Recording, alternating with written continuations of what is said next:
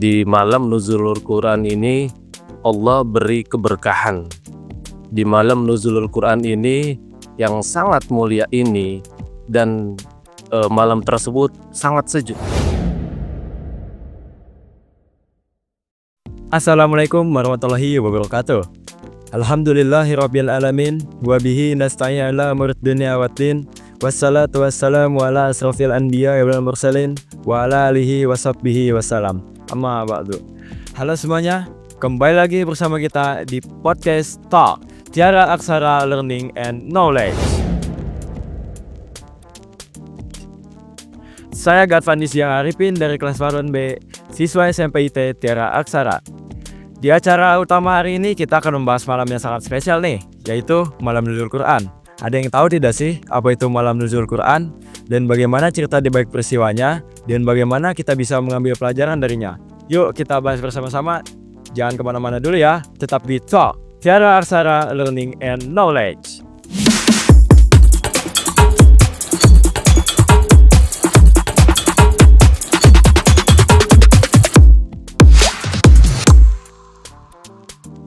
Sebelum kita masuk ke acara utama hari ini, kali ini saya tidak sendirian nih teman-teman. Kali ini saya ditemani oleh seorang narasumber spesial yang insya Allah akan siap berbagi ilmu dengan kita semua. Saya spill sedikit ya, beliau ini adalah seorang guru yang setiap harinya membimbing dan mengajar siswa dan siswi untuk lebih berkat dengan Al-Quran atau membaca Al-Quran. Langsung saja kita sambut. Assalamualaikum Ustaz Rifat, bagaimana kabarnya? Waalaikumsalam warahmatullahi wabarakatuh. Alhamdulillah kabarnya baik pada pagi hari ini. Alhamdulillah ya. Beliau ini adalah selain menjadi seorang guru di Tiara Aksara, beliau juga mempunyai lembaga yang bernama Rumah Tahfiz. Ustaz, bisa ceritakan sedikit tidak sih apa itu Rumah Tahfiz? Rumah Tahfiz Quran Al-Asfa itu yang saya dirikan. Bahkan ini adalah salah satu pendidikan yang sangat mulia dan tercapai pada tahun 2023.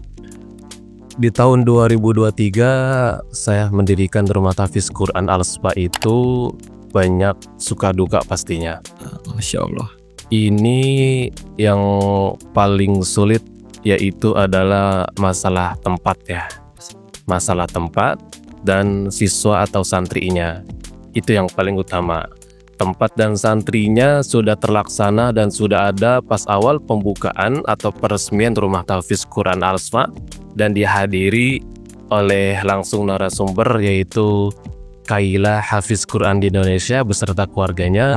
Beliaulah yang menjadi motivasi untuk generasi-generasi Al-Quran, para santri Rumah Tahfiz Quran Al-Asfa dan masyarakat sekitarnya. Beliau kenapa saya undang? Karena beliau dalam segi penglihatan itu, mohon maaf, beliau adalah tunanetra, tapi bisa menghafal Al-Quran. Itu awal peresmian Rumah Tahfiz, saya mengundang beliau untuk lebih bisa memotivasi Rumah Tahfiz Quran Al-Asfa dan masyarakat sekitarnya. Dan makin kesini alhamdulillah makin berkembang. Artinya sangat efektif kegiatan Rumah Tahfiz Quran Al-Asfa itu di lingkungan perumahan Gria Sutra Balaraja. Awalnya 25 santri, bahkan sekarang sudah jalan 1,5 tahun, udah 100 sekian. Nah itu sambil berjalan, awalnya saya mengajar dengan istri berdua dan nambah lagi 2 guru. Jadi sekarang ada 4 guru dengan kegiatannya ada 2 waktu. 1 hari 2 waktu, sore dan malam. Sore itu dari jam 4:30 sampai menjelang maghrib, istirahat dari ba'da maghrib, selesai sampai jam 9 malam. Itu nanti ada lagi kegiatan takhusus. Ini khusus anak-anak yang sudah bagus dari segi hafalannya dan bacaannya pun udah cukup. Nanti kita juga ada program yang akan terlaksana insya Allah di tahun 2025 ini sudah bisa berjalan, yaitu adalah Tahfiz Eksekutif Center. Tahfiz Eksekutif Center ini dari kegiatan takhusus kita saring lagi Kita saring lagi, anak-anaknya kita tes juga sesuai dari kemampuannya, itu tidak sembarangan masuk. Nanti ada jadwal tertentu saya bisa manggil dari guru luar untuk dengan mengajarkannya. Dari Tahfiz Eksekutif Center ini nanti diajarkan murotal. Dari murotal ini kita menyesuaikan kemampuan anak-anak. Tidak harus bisa seperti ini, yang penting mah tahu caranya. Nah, dari Tahfiz Eksekutif Center ini ya baru kita bisa alihkan mengikuti dalam segi bidang perlombaan. Sampai saat ini belum bisa untuk mengikuti kegiatan lomba, walaupun udah ada beberapa surat, tapi saya belum bisa karena masih proses penyaringan.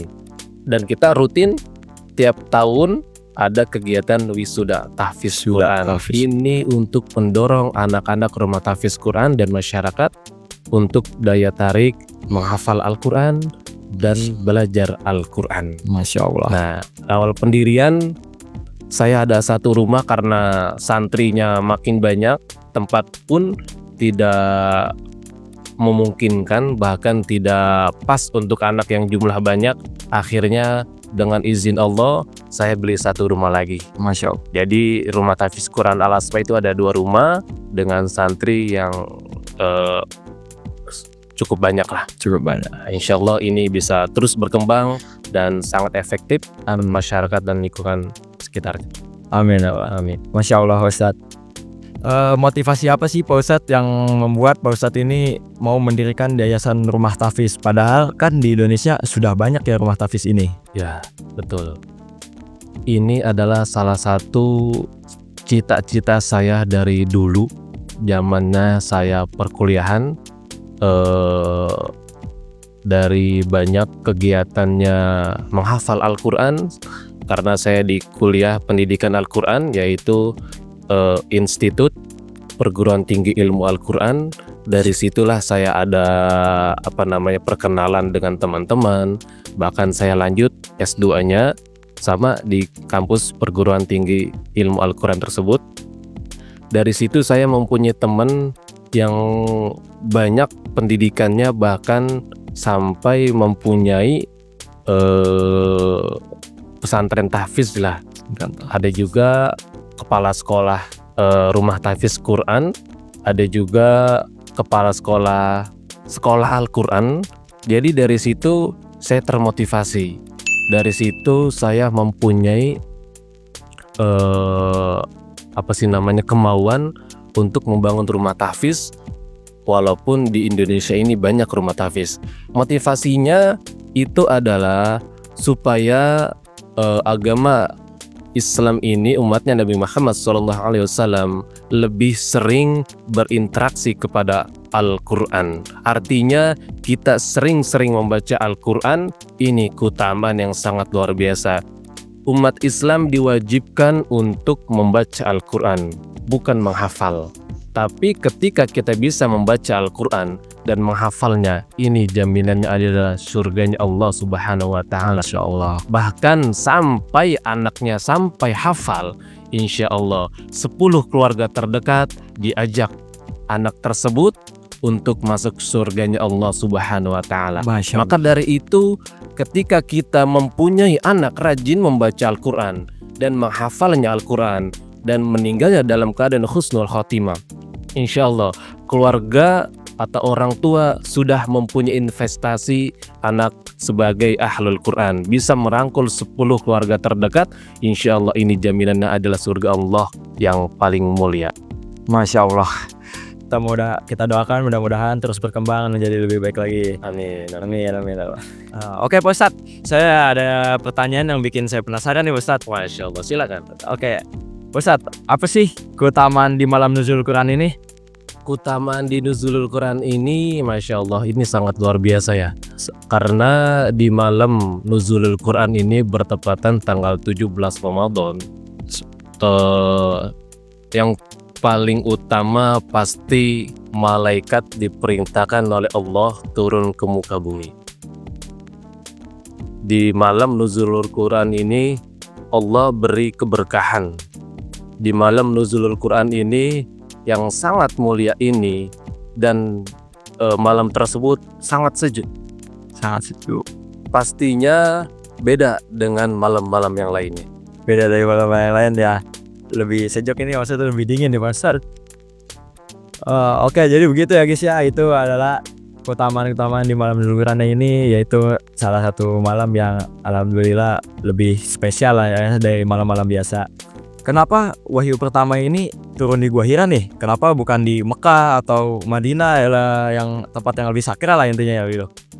Pertanyaan yang cukup bagus ini. Kenapa Al-Quran diturunkan di Gua Hira gitu? Iya. Kenapa nggak di tempat yang Lebih sakral, yang bagus, di Ka'bah gitu ya? Iya. Karena di Gua Hira ini adalah tempat yang sangat istimewa. tempat yang saya disiapkan. Ibadahnya juga Nabi Muhammad SAW dan berserta istrinya. Beliau di sini ibadah supaya tidak banyak tahu oleh orang lain. Jadi disitulah di Gua Hira lah yang sangat mulia tempatnya. Pada turunnya Al-Quran pun malaikat Jibril menurunkan Al-Quran di tempat yang sangat gelap gulita dan bertemu dengan Nabi Muhammad SAW. Ini malaikat Jibril diperintahkan untuk menurunkan Al-Quran, yaitu adalah surah Al-Alaq dari ayat 1 sampai ayat 5. Oh, jadi seperti itu ya? Ya, nanti saya bacakan. A'udzu billahi minasy syaithanir rajim. Bismillahirrahmanirrahim. Iqra bismi rabbikal ladzi khalaq.